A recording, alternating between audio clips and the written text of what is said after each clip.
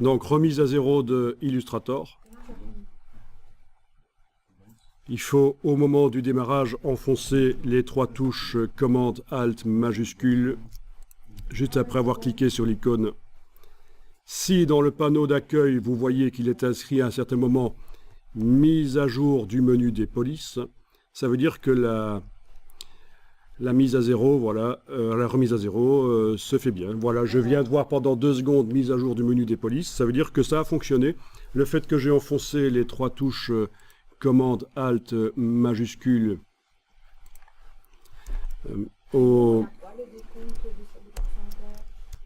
donc les 3 touches commande Alt majuscule sur le Mac pour faire la même chose sur le PC, CTRL Alt majuscule.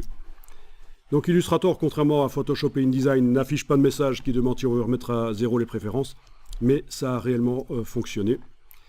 D'ailleurs, sur le Mac, ici, on se retrouve avec la fenêtre flottante de l'application. Vous avez ça aussi, je suppose. Utile quand on travaille avec plusieurs écrans connectés à l'ordinateur. On a plusieurs écrans et on peut faire passer tout le logiciel sur un autre écran. Si vous avez un seul écran, ça ne sert absolument à rien de garder cette fenêtre flottante. Donc, première chose que je vais faire ici, c'est faire en sorte que la fenêtre flottante ne soit plus flottante, la fenêtre du logiciel.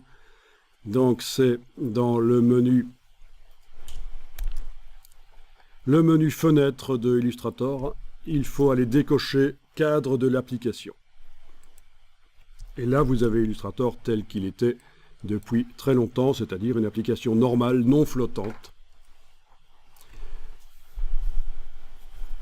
Ça, c'est typique du Mac, en fait. Vous n'aurez pas sur le PC. Sur le PC, toutes les applications peuvent être d'office flottantes. Ça fait partie du système. Donc sur les Mac, Adobe offre la possibilité d'avoir également des applications flottantes, mais quand on travaille sur un seul écran, on le désactive, ça ne sert à rien de le garder. Ben, ça vous bouffe de l'écran, en fait, de la surface d'écran qui ne peut pas être consacrée au logiciel, en fait. Ici, je vais aller modifier l'interface parce que je préfère l'interface claire, surtout pour une projection comme ça sur un mur.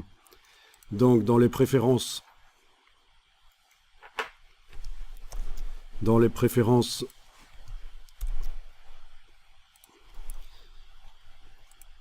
interface utilisateur, je vais aller choisir de travailler avec une interface claire.